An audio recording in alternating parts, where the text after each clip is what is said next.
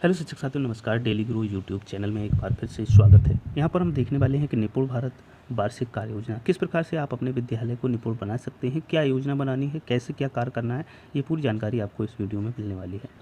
तो सबसे पहले ये फर्स्ट पेज ऐसा आप प्रिंट करवा सकते हैं। निपुण विद्यालय बनाने हेतु कार्य योजना, इसमें विद्यालय का नाम, न्याय पंचायत का नाम, विकास खंड का नाम, जनपद का नाम, यूडाइस कोड ये डाल दीजिएगा। इसके बाद में निपुण लक्ष्य की बात करते हैं। तो निपुण लक्ष्य जो सबसे पहले बाल वाटिका में निर्धारित सूची से 2 अक्षर वाले 5 शब्दों को सही से पढ़ लेते हैं, तो ये भाषा का बाल वाटिका का लक्ष्य है। उसके बाद कक्षा 1 में 5 सरल शब्दों से बने वाक्य को पढ़ लेते हैं 2-2 अक्षर के।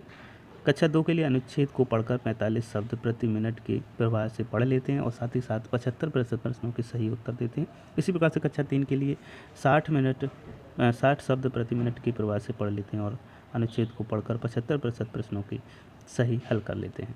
तो ये तो थे भाषा के निपुण लक्ष्य। उसके बाद में गणित के निपुण लक्ष्य की बात करें तो बाल वाटिका में 10 तक की संख्याएं पढ़ लेते हैं और दी गई संख्याओं, वस्तुओं, आकृतियों और घटनाओं को क्रम में व्यवस्थित कर लेते हैं। इसके बाद बात करें कक्षा 1 में तो 1 अंक की जोड़ और घटाव के 75% प्रश्नों के सही उत्तर दे पाते हैं। कक्षा 2 की बात करें तो 99 तक की संख्याएं, उनके जोड़ और घटाव कर लेते हैं और साथ ही साथ 75% प्रश्नों को सही हल कर पाते हैं।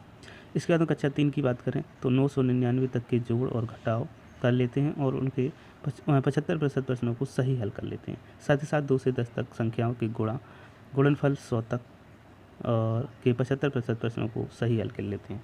तो 1 अंक की गुणा और साथ ही साथ ये इस प्रकार से ये निपुण लक्ष्य कक्षा 1 से 3 तक के हैं भाषा और गणित में। उसके बाद में शैक्षिक सत्र 22-23 में कक्षावार नामांकन, तो यहाँ पर सत्र आप अपने स्तर से आगे बढ़ा सकते हैं। ये एक सिर्फ तरीका है कि किस प्रकार से आप इसे बना सकते हैं। इसके बाद निपुण लक्ष्य प्राप्ति हेतु कक्षा संचालन की रूपरेखा तैयार करनी होगी। इसमें निपुण भारत लक्ष्य प्राप्ति हेतु वर्तमान में विभाग द्वारा उपलब्ध कराई जा रही साप्ताहिक शिक्षक संदर्शिकाओं में बताए गए दिशा निर्देशों एवं समय विभाजन के अनुसार विद्यालय में कक्षाओं का संचालन करना। संदर्शिका के अनुसार कक्षा समय विभाजन, तो निपुण भारत लक्ष्य प्राप्ति हेतु वर्तमान में शिक्षक संदर्शिकाओं में भाषा और गणित विषय हेतु समय विभाजन करते हुए दक्षताएं निर्धारित की गई हैं। दक्षताएं प्राप्त करने हेतु कालांश है और भाषा गणित के लिए कक्षा समय का विभाजन किया गया है। इसके बाद में बात करें तो ये जो निपुण भारत मिशन की कक्षा 1 से 3 की साप्ताहिक कार्य योजना है, सप्ताह में किस प्रकार से क्या करवाना है वो पूरी जानकारी आपको इसमें मिल जाएगी। और यहाँ पर मैं पेज वाइज आपको दिखा रहा हूँ, इनके आप स्क्रीनशॉट भी ले सकते हैं जिससे कि आप आसानी से इनको प्रिंट करा सकें। साथ ही साथ यदि आप मेरे ग्रुप से जुड़े हैं तो आप वहाँ पर इसे इमेज फॉर्म में भी या PDF फॉर्म में भी प्राप्त कर सकते हैं। यदि नहीं जुड़े हैं तो आप इसी वीडियो के डिस्क्रिप्शन में जाएं, वहाँ से आपको टेलीग्राम का लिंक और साथ ही साथ व्हाट्सएप का लिंक मिल जाएगा, वहाँ से आप उन्हें ज्वाइन जरूर कर लें।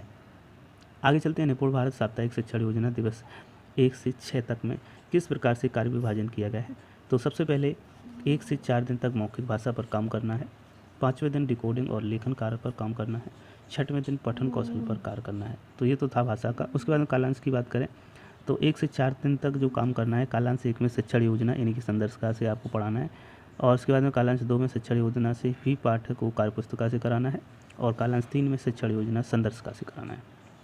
5वें दिन शिक्षण योजना संदर्शिका साप्ताहिक पुनरावृत्ति सीम करवानी है और तीसरे कालांश में शिक्षण योजना संदर्शिका पर काम करना है। उसी प्रकार 6वें दिवस में शिक्षण योजना संदर्शिका से पहले और दूसरे में मैंने सीख लिया कार्यपुस्तिका पर काम करना है और रिक्त कालांश रहेगा तीसरा, इसके बाद में गृह कार्य और कार्यपुस्तिका पर काम किया जाना है।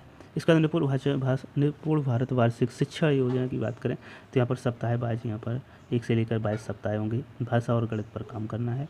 भाषा में जो सप्ताह की संख्या अभी तक सप्ताह 22 रहे हैं और गणित में भी 22 रहे हैं, लेकिन अब जो नए सत्र में है वो सप्ताह की संख्या बढ़ गई है। यहाँ पर 25 सप्ताह की योजना आपको बनानी पड़ेगी।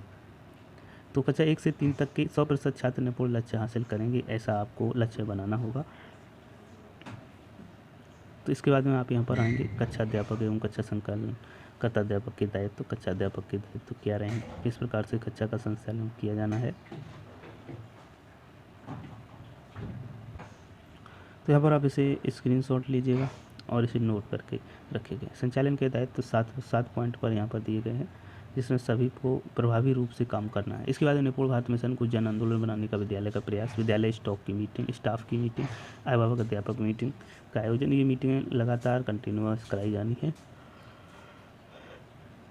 विद्यालय प्रबंध समिति सांस्कृतिक कार्यक्रमों का आयोजन, विद्यालय प्रबंध समिति की बैठक, सांस्कृतिक कार्यक्रमों का आयोजन, जन जागरूकता कार्यक्रमों का आयोजन, अभिभावक छात्र सम्मान समारोह, जन जागरूकता कार्यक्रम, सम्मान समारोह, प्राथमिक विद्यालय। इसके बाद निपुण विद्यालय कार्य योजना में शैक्षणिक गतिविधियों का प्रभावी क्रियान्वयन किस प्रकार से किया जाए उस प्रकार करना है। और इसके बाद में यहाँ पर बैठकों की तैयारी कैसे करना है, नेतृत्व क्या है, सप्ताहांत समस्त शिक्षकों की बैठक किया जाना है। तो इन्हें आप स्क्रीनशॉट लीजिएगा और अपने रिकॉर्ड में इन्हें रखिएगा क्योंकि ये आवश्यक है।